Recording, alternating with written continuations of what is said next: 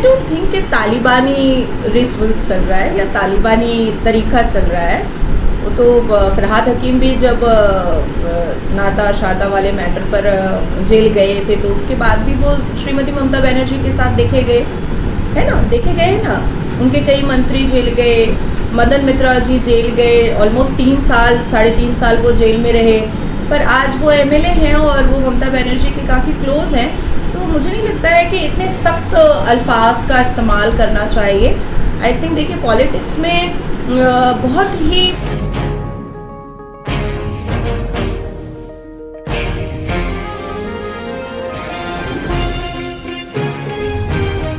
آداب ناظرین, ہند نیوز اردو میں آپ کا خیر مقدم ہے. میں محمد مزمل عدنان. اس وقت ہم موجود ہیں بی جے پی مائنورٹی سیل نازیہ الہی خان کے پاس, اور حالات حاضرہ پر آئیے چلیے ہم ان سے کچھ چند باتیں کرتے ہیں. سب سے پہلے نازیہ جی, میں آپ سے کہنا چاہتا ہوں کہ مولوی کے مرنے پر جو سرکار نے گائیڈ لائنس جاری کیا ہے تیسرا ویو میں, پچھلے سال لوگ جو ہے اسی طرح گائیڈ لائنس کی حمایت کرتے ہوئے محرم کا مہینہ منائے تھے, اور اس بار بھی جو ہے گائیڈ لائن جاری ہے, تو اس پر آپ کیا پیغام دینا چاہیں گے؟ مجھے تو لاسٹ ایئر کا میں نہیں بول سکتی ہوں, لیکن آج میں نے کچھ ویڈیوز دیکھے تھے اجمیر شریف کے, تو جس حساب سے گائیڈ لائنس دیے گئے ہیں مجھے کہیں پر سے بھی دکھائی نہیں دیا کہ سوشل ڈسٹینسنگ وغیرہ کچھ خیال میں رکھا جا رہا ہے یا لوگ ماسک لگا رہے ہیں, ایسا کچھ نہیں ہے. دیکھیے یہ سارے پریکاشنز جو ہیں وہ آپ کے اپنے ہیلتھ کے لیے ہے, آپ کے اپنی زندگی کے لیے ہے, یہ آپ کی لائف ہے. آج کووڈ میں آپ دیکھیے 1.5-2 سال میں لاکھوں لوگوں کی جانیں گئی ہیں. I am talking about particularly for India. India میں لاکھوں لوگوں کی جانیں گئی ہیں. تو آپ کے چینل کے دوارا میں اروند کیجریوال جی سے کہنا چاہوں گی, اور جے پور میں جتنے لوگ ہیں جو بہت رسپانسبل لوگ ہیں, جو لیڈرس ہیں, میں ان کو کہنا چاہوں گی کہ پلیز پریکاشن کے لیے آپ لوگ پابندیاں لگائیں. اور پشچم بنگال کے بھی لوگوں کو میں ریکویسٹ کروں گی کہ اگر آپ زندہ رہیں گے تو فیسٹیول آپ اور بھی زیادہ دھوم دھام سے اور بھی زیادہ ریچولس کو, اپنے کسٹمس کو بہت اچھے سے منا سکتے ہیں, پر اگر آپ زندہ رہیں گے تو اس لیے precaution is better than cure. مغربی بنگال میں طالبانی حکومت چل رہی ہے. دلیپ گھوش کا سجل گھوش کے گھر پہنچ کر حکمراں جماعت پر تنقید. گزشتہ جیل سے رہا ہونے کے بعد بی جے پی لیڈر سجل گھوش کے گھر پہنچ کر بی جے پی کے ریاستی صدر دلیپ گھوش نے حکمراں جماعت پر تنقید کی. اس پر آپ کیا کہتے ہیں؟ آئی ڈونٹ تھنک کہ طالبانی ریچولس چل رہا ہے یا طالبانی طریقہ چل رہا ہے. وہ تو فرحاد حکیم بھی جب ناتا شاردا والے میٹر پر جیل گئے تھے تو اس کے بعد بھی وہ شریمتی ممتا بینرجی کے ساتھ دیکھے گئے ہیں نا. ان کے کئی منتری جیل گئے, مدن مترا جی جیل گئے, آلموسٹ 3 سال 3.5 سال وہ جیل میں رہے, پر آج وہ ایم ایل اے ہیں اور وہ ممتا بینرجی کے کافی کلوز ہیں. تو مجھے نہیں لگتا ہے کہ اتنے سخت الفاظ کا استعمال کرنا چاہیے. آئی تھنک دیکھیے پالیٹکس میں بہت ہی بیلنسڈ ڈیسیجنس لیے جاتے ہیں, اور میرے ایز پر مائی تھنکنگ کہ دلیپ گھوش جی بہت ہی منجھے ہوئے اور بہت ہی سمجھدار پولیٹیکل پرسن ہے, اور وہ جو بھی اسٹیپ لیتے ہیں وہ اپنی پارٹی کے اور جنتا کی بھلائی کے حساب سے ہی لیتے ہیں. میڈم, بھگوان رام کے نام پر جو لوگ موب لنچنگ کر رہے ہیں اور نعرے بازی کر رہے ہیں, بحیثیت آپ بی جے پی لیڈر, آپ کو نہیں لگتا کہ سرکار کو اس پر ٹھوس قدم اٹھانا چاہیے؟ اب تک سرکار کچھ خاص رد و عمل اس پر سامنے نہیں آتا دکھائی دے رہا ہے. روز بروز آئے دن نیا کچھ سننے کو ملتا ہے, اس پر آپ کیا؟ دیکھیے مجھے یہ سوال ہی مجھے عجیب لگتا ہے, بہت ہی عجیب لگتا ہے. رام کا نام زبردستی دلوانے کے لیے کوئی کسی کو کیسے مار سکتا ہے؟ I don't think. مجھے ایسا لگتا ہے کہ یہ ایک مینوپولیٹ سینیریو ہوتا ہے, بہت ہی مینوپولیٹو ہوتا ہے, فیبریکیٹو ہوتا ہے. اور دیکھیے آپ کسی کو بھی کمپل نہیں کر سکتے ہیں کسی کے بھگوان کو عزت دینے کے لیے, یا کسی بھگوان کا نام نہیں لینے پر موب لنچنگ کر دینے کے لیے اور مار ڈالنے کے لیے.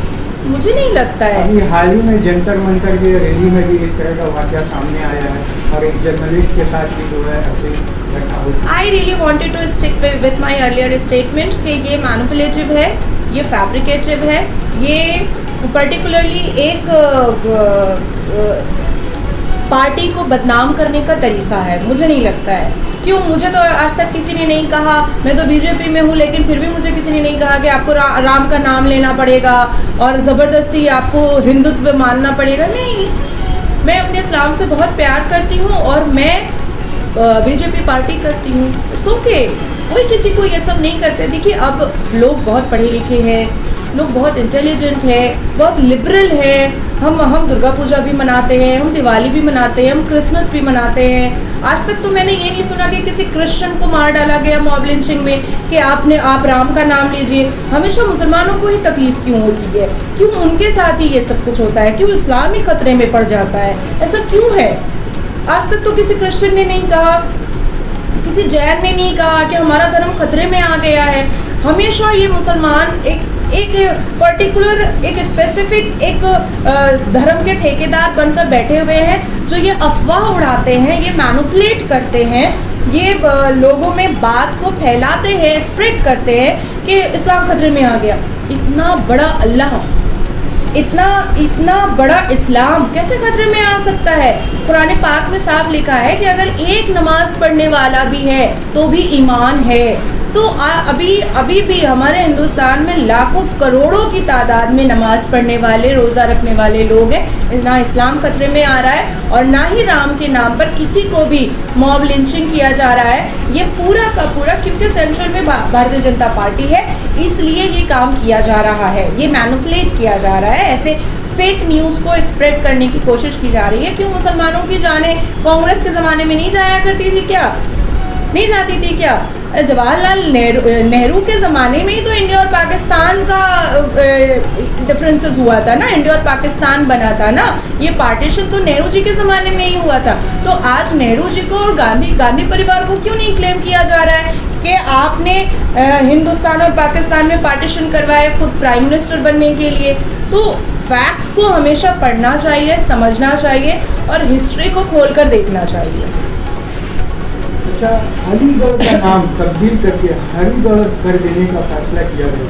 ये फैसला अलीगढ़ ज़िला पंचायत की मीटिंग में हुआ। अब ज़िला इंतज़ामिया और यूपी सरकार इसकी मुहर लगाई। तो आप इस पर क्या कहना चाहेंगे? आखिर क्या वजह है जैसे अलीगढ़ से हरिगढ़ किया जाए? अलीगढ़ में बुराई क्या है? तो बॉम्बे भी मुंबई हुआ, बैंगलोर भी बेंगलुरु हुआ। बहुत सारे ऐसे स्टेट है जहाँ का नाम चेंज हुआ। हमारी दीदी ने भी वेस्ट बंगाल को बंगला करने के लिए उन्होंने पार्लियामेंट में गुहार लगाई थी। अलीगढ़ से हरिगढ़ जो होता है उससे क्या टारगेट? Let me finish. जी, वेस्ट बंगाल और बंगला तो मतलब अल्कोहल में भी आता है। तो इसमें भी इसको करने की क्या ज़रूरत थी? इसको भी तो करने की कोई ज़रूरत नहीं थी और इसकी भी गुहार लगाने की कोई ज़रूरत नहीं थी और इसको भी प्रोपेगेंडा बनाने की कोई ज़रूरत नहीं थी। ये एक स्पेसिफिक कमेटी का काम होता है। अगर वहाँ की सरकार को ऐसा लग रहा है कि वहाँ का नाम चेंज करना चाहिए, कोई बात नहीं है। आज के सिनेरियो में, आज के जनरेशन में, आज के सिचुएशन में हम लोगों को रोटी कपड़ा मकान नौकरी चाहिए। हमें अगर इस बारे में अगर हम बात करें ना कि नाम हरी और अली में क्या फ़र्क होता है, इस पर ना जा करके कोई प्रॉब्लम ही नहीं है। मैं साड़ी पहन करके स्पीच दूं या मैं जीन्स पहन करके स्पीच दूं, मैं साड़ी पहन करके लोगों की मदद करूं या मैं जीन्स पहन करके लोगों की मदद करूं, कपड़े से मतलब नहीं होता है। मतलब होता है कि मैं जनता के किस हद तक काम आ रही हूं, मैं जनता की सहानुभूति में खड़ी हूं कि नहीं खड़ी हूं, उनके दर्द में उनका आंसू पोंछने के लिए खड़ी हूं कि नहीं खड़ी हूं। ये है रियलिटी। अच्छा मैडम, बढ़ती महंगाई पर आप क्या कहना चाहेंगी? क्योंकि आप देख रही हैं रोज़ बरोज़ पेट्रोल का जो दाम है बढ़ता ही चला जा रहा है और साथ ही साथ जो है गैस सिलेंडर पर लोग जो है इससे काफ़ी परेशान हो गए हैं। तो आप क्या कहना चाहेंगी? अब तक सरकार जो है इस पर कुछ खास काम करता दिखाई नहीं दे रहा? नहीं, कम्प्लीटली मैं आपके इस प्रश्न से, इस सवाल से बहुत अग्री कर रही हूँ, क्योंकि हम लोगों को भी बहुत तकलीफ़ हो रही है। पेट्रोल की महंगाई, पेट्रोल का दाम जिस तरीके से बढ़ रहा है उससे हम लोगों को भी बहुत तकलीफ़ हो रही है। गैस का दाम बढ़ रहा है, पर मुझे पूरी उम्मीद है कि सेंट्रल गवर्नमेंट इस पर बिल्कुल गौर करेगी और मैंने भी कई पिटिशन्स भेजे हैं और आगे भी मैं चाह रही हूँ कि मैं इस पर काम करूँ और जनता की जो आवाज़ है वो मैं पीएमओ तक पहुँचाऊँ, मैं वहाँ तक उनको पता लगाऊँ कि जनता जो मिडिल क्लास फैमिली है, जो लोअर मिडिल क्लास फैमिली है, जो बीपीएल फैमिली है, उनके लिए बहुत तकलीफ़ है। अगर कोई बाइक भी चलाता है तो भी 100 रुपये का पेट्रोल में वो कितनी देर बाइक चला पाएगा। डेफिनेटली मैं इस सवाल में बिल्कुल ट्रांसपेरेंट जवाब ही दूंगी, मैं कोई मैनिपुलेटिव जवाब नहीं दूंगी या कोई फेक जवाब नहीं दूंगी, बिकॉज़ ये प्रॉब्लम हम भी सह रहे हैं, हम भी बर्दाश्त कर रहे हैं, हमें भी गाड़ी पर बैठना पड़ता है, हमें भी पेट्रोल भरना पड़ता है। तो मैं भी ये रिक्वेस्ट करूंगी हमारे भारत के प्रधानमंत्री जी से कि गैस सिलेंडर और पेट्रोल और डीजल के दामों पर वो बिल्कुल गौर करें और जितनी जल्द हो सके उसको कम करने की कोशिश करें। Thank you.